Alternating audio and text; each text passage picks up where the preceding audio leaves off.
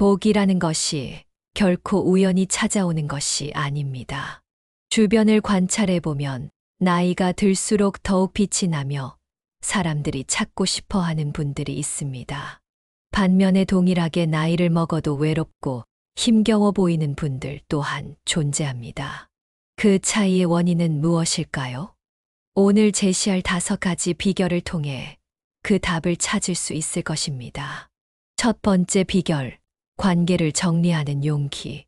말년복이 찾아오는 사람들의 첫 번째 공통점은 바로 관계 정리를 적절히 수행한다는 것입니다. 이는 결코 쉬운 일이 아닙니다. 인생을 살아가면서 우리는 수많은 사람들과 관계를 맺게 됩니다. 그러나 모든 관계가 우리에게 긍정적인 영향을 미치는 것은 아닙니다. 어떤 사람들은 만날 때마다 우리의 에너지를 소모시킵니다. 지속적으로 불평불만을 늘어놓고 부정적인 이야기만을 반복합니다. 또 다른 유형의 사람들은 우리가 잘 되는 것을 못마땅해 합니다. 표면적으로는 축하한다고 하지만 내면적으로는 질투와 시기심을 품고 있습니다. 말년복을 경험하는 사람들은 이러한 관계들을 과감하게 정리합니다. 물론 초기에는 마음의 고통이 따릅니다. 과연 이렇게 해도 되는 것일까? 라는 미안함도 느끼게 됩니다. 그러나 용기를 내어 정리를 완료하면 놀라운 변화가 일어납니다. 에너지 소모가 줄어들면서 마음이 가벼워집니다. 그리고 그 빈 공간에 진정으로 좋은 사람들이 들어오기 시작합니다. 우리를 진심으로 아끼고 함께 있으면 기분이 좋아지는 사람들 말입니다. 한 분께서 이런 말씀을 하셨습니다. 60세가 되어서야 깨달았습니다. 친구는 숫자가 아니라 질이라는 것을. 진정으로 나를 이해해주는 친구 한 명이 단순히 아는 사람 10명보다 훨씬 소중하다는 것을 말입니다. 정확한 지적입니다. 나이가 들수록 우리에게는 진정으로 소중한 관계가 필요합니다. 서로를 응원하고 격려하며 함께 웃을 수 있는 관계 말입니다. 두 번째 비결, 작은 습관의 힘을 믿기.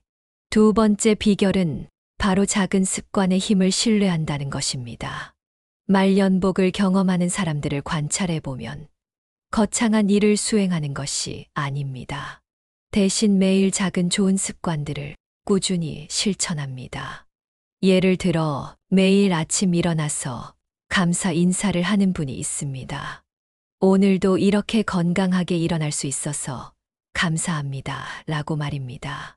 처음에는 형식적으로 시작했던 것이었지만 시간이 경과하면서 진정한 감사의 마음이 생겨났다고 합니다.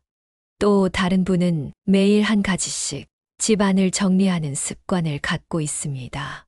오늘은 서랍 하나, 내일은 책장 하나, 이런 방식으로 말입니다. 큰 변화처럼 보이지 않았지만 1년이 지나고 보니 집 전체가 완전히 달라졌다고 합니다. 그리고 마음 또한 함께 정리되었다고 하셨습니다. 이러한 작은 습관들이 왜 말년복과 연결될까요? 그 이유는 이런 습관들이 우리의 기운을 변화시키기 때문입니다. 매일 조금씩 향상되는 삶을 살아가다 보면 자연스럽게 긍정적인 에너지가 생성됩니다. 그리고 그 에너지는 다른 사람들에게도 전달됩니다. 하루 10분 산책하기, 매일 한 페이지, 책 읽기, 고마운 사람에게 안부 묻기 같은 실천들이 그 예입니다. 이러한 작은 실천들이 축적되어 결국에는 큰 복으로 돌아오게 됩니다. 세 번째 비결, 감정을 다스리는 지혜.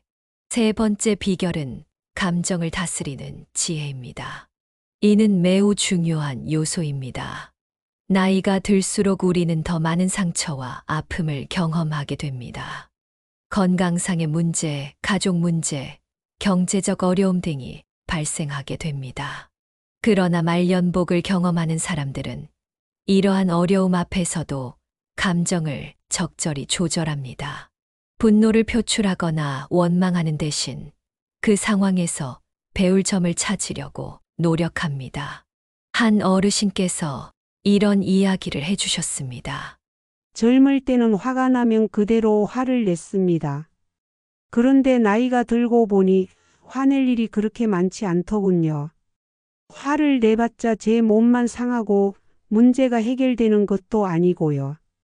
그래서 요즘은 화가 날 것 같으면 깊게 숨을 쉬고 이것도 지나갈 것이다라고 생각합니다. 매우 지혜로운 말씀입니다. 감정을 다스린다는 것은 감정을 억압하는 것이 아닙니다. 감정을 인정하되 그 감정에 지배당하지 않는 것입니다.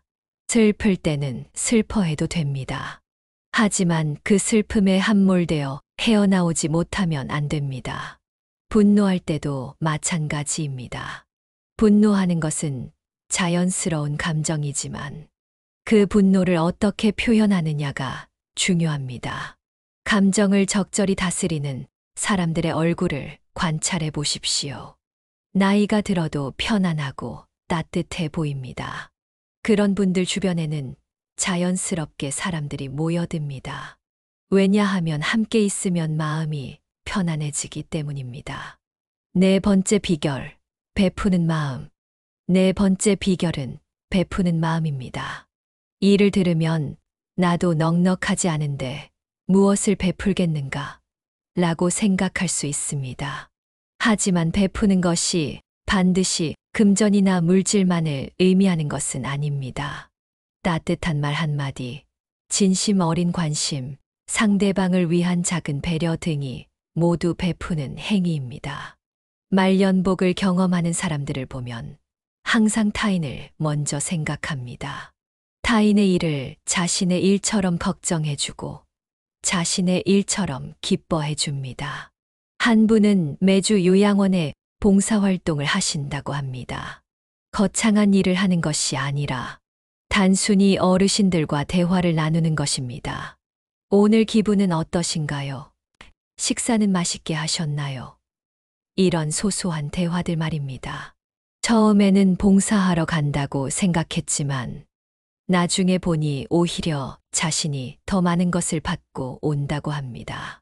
어르신들의 인생 이야기를 들으면서 지혜를 얻고 감사한 마음도 생기며 자신의 고민들이 별것 아니라는 것도 깨닫게 되었다고 합니다. 베푸는 마음은 신기한 힘을 갖고 있습니다. 베풀면 베풀수록 우리 마음이 더욱 풍요로워집니다. 그리고 그 마음이 얼굴에도 나타납니다. 베푸는 사람의 얼굴은 따뜻하고 자비로워 보입니다. 타인을 돕고자 하면 자연스럽게 좋은 인연들을 만나게 됩니다. 그리고 정말 필요할 때 도움을 받게 됩니다. 이것이 바로 선순환입니다. 다섯 번째 비결, 자신만의 철학 갖기. 마지막 다섯 번째 비결은 자신만의 인생 철학을 갖는다는 것입니다. 말년복을 경험하는 사람들은 흔들리지 않는 자신만의 가치관을 보유하고 있습니다. 돈이 많아야 행복하다. 타인들의 인정을 받아야 가치가 있다. 같은 외부의 기준에 좌우되지 않습니다. 대신 나는 어떻게 살고 싶은가? 무엇이 진정으로 중요한가? 에 대한 자신만의 답을 갖고 있습니다. 한 분께서 이런 말씀을 하셨습니다. 젊을 때는 타인들의 시선을 많이 의식했습니다. 타인들이 어떻게 생각할까, 뒤에서 무엇이라고 할까 걱정하면서 살았습니다. 그런데 이제는 다릅니다. 제가 옳다고 생각하는 대로 살아갑니다. 물론 타인에게 피해를 주지 않는 선에서 말입니다. 이러한 철학이 있으면 삶이 훨씬 단순해집니다. 선택의 기준이 명확해지기 때문입니다. 이것이 내 가치관에 부합하는가? 이것이 나를 더 나은 사람으로 만들어주는가? 이런 질문만 하면 되기 때문입니다. 그리고 자신만의 철학이 있는 사람은 타인을 판단하지 않습니다. 자신의 기준은 있지만 그것을 타인에게 강요하지 않습니다. 그래서 사람들이 편안하게 느낍니다. 또한 어려운 일이 발생해도 쉽게 동요하지 않습니다. 왜냐하면 이런 일도 내 인생의 일부이다. 이것을 통해 내가 더 성장할 수 있을 것이다. 라고 받아들이기 때문입니다. 관계 정리, 작은 습관, 감정 조절, 베푸는 마음, 그리고 자신만의 철학. 이 모든 것의 핵심은 무엇일까요? 바로 내면의 평화입니다. 마음이 평화로운 사람 주변에는 자연스럽게 좋은 기운이 흐릅니다.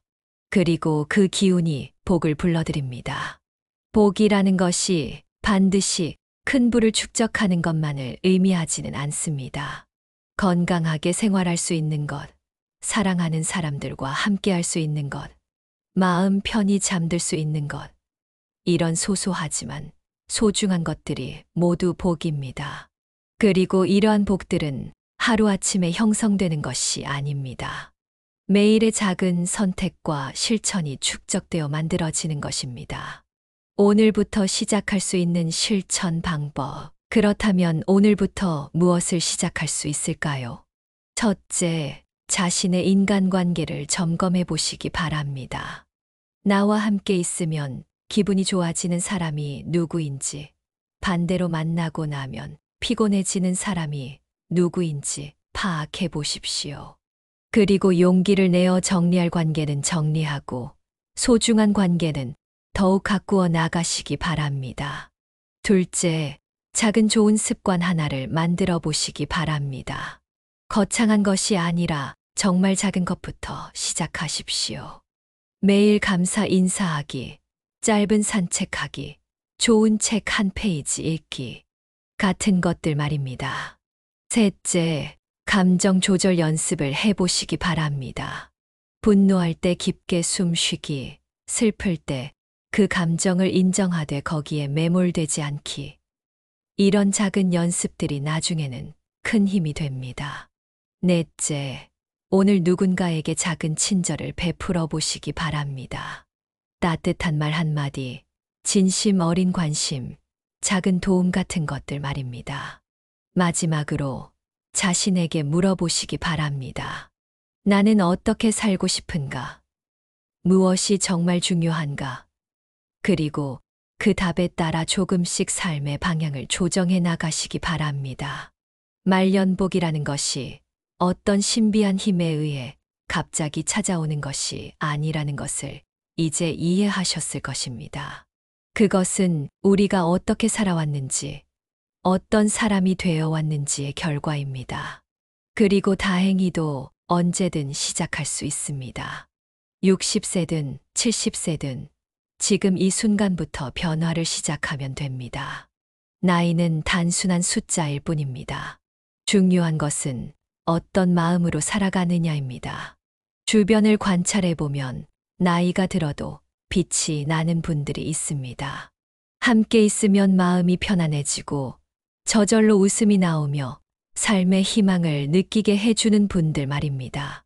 그분들이 바로 말년복을 누리고 계신 분들입니다. 여러분도 그런 분이 되실 수 있습니다. 오늘 제시한 5가지 비결을 하나씩 실천해 나가시면 됩니다. 처음에는 어색하고 어려울 수도 있습니다. 하지만 포기하지 마십시오. 지속적으로 실천하다 보면 어느새 그것이 자연스러운 습관이 되고 나중에는 여러분의 성품이 될 것입니다. 그리고 그때가 되면 여러분 주변에도 자연스럽게 좋은 일들이 발생하기 시작할 것입니다. 건강도 개선되고 인간관계도 향상되며 마음도 평화로워질 것입니다. 이것이 바로 진정한 말년복입니다. 마지막으로 반드시 기억하십시오. 복은 받는 것이 아니라 만들어가는 것입니다. 그리고 그 복을 만드는 열쇠는 바로 여러분 손에 있습니다. 오늘도 좋은 하루가 되시길 바라며 여러분 모두에게 진정한 말년복이 찾아오기를 진심으로 기원합니다.